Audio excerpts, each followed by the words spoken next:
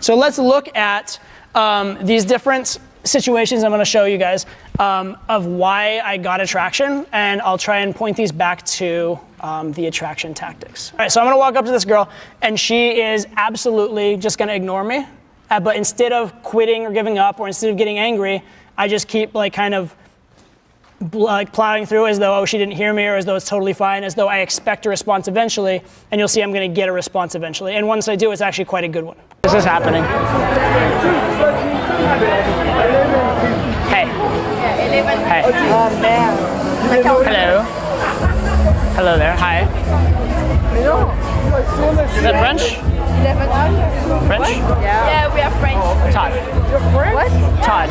It's my name. Okay. Pleasure to meet you. And you are? This is perfect. Pleasure to meet you. All words, like, I want to have a little American crush on you. what? I want to have an American crush on you.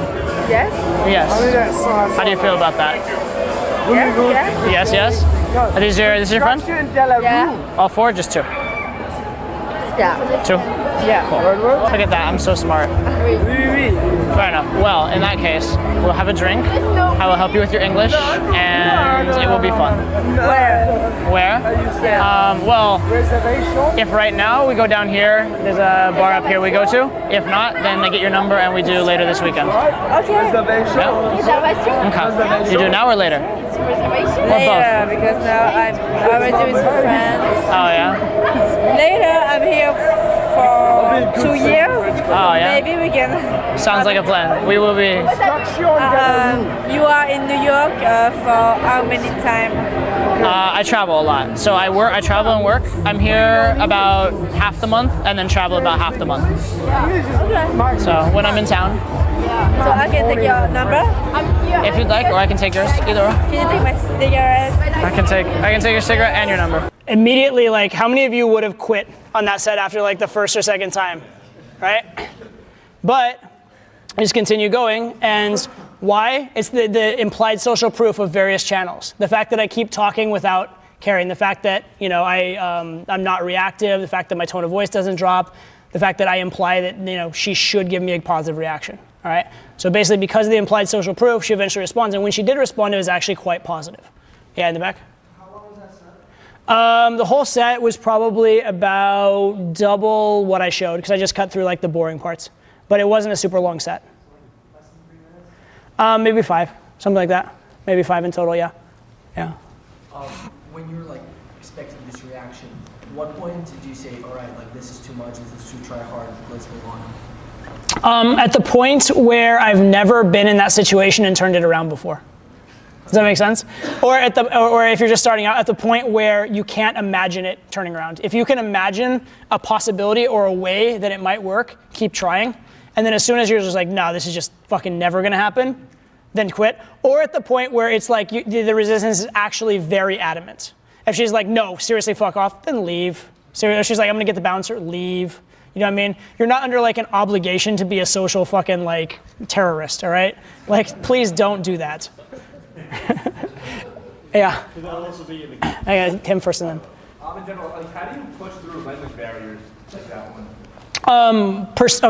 Like some level of persistence and enunciation. Secondly, speaking slowly and simplifying your language and being sweeter. Right? I won't use sarcasm in a language barrier situation, for example. Yeah.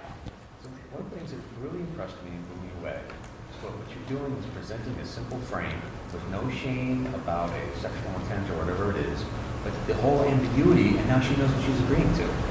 And I really was like, and that's why I could feel her saying, oh, this is what it is, okay, I'm getting nothing else going on. Yeah. That's cool as hell. Well, I mean, as a man, you should act like a man, right? And men, your nature as a man is to want sex. Now, your nature as a high-value man is to want sex from high-value girls. There's just some selectivity to it and some decision to it, right? But yeah, it's natural if you have a penis for you to want to like use that penis, right? It's there for a reason. Yeah. I'm telling her what to do and I'm going to get in trouble for that. Why should I do this with you? But it really doesn't work. Right. As far as like feeling like you're manipulative or you're imposing or something, you have to understand you're offering value, right? So if your frame was I'm presenting you a check for a large sum of money, you'd understand you're offering value and you just give it to her. But a lot of you guys, when you're offering yourself as a partner in a relationship, right, which in theory, if you guys are willing to, you know, be the right kind of guys and do the right things, is worth way more than that check, you're presenting that and yet you're like bashful about it, right? You should think of it as you're offering value. If she doesn't recognize the value, fine, her loss. But you are offering value, right? If your fundamental frame is that I'm manipulating or doing something to her, then that is going to come through and that's going to make it harder. That's going to make it harder for you to convey the right frames. It's going to make it harder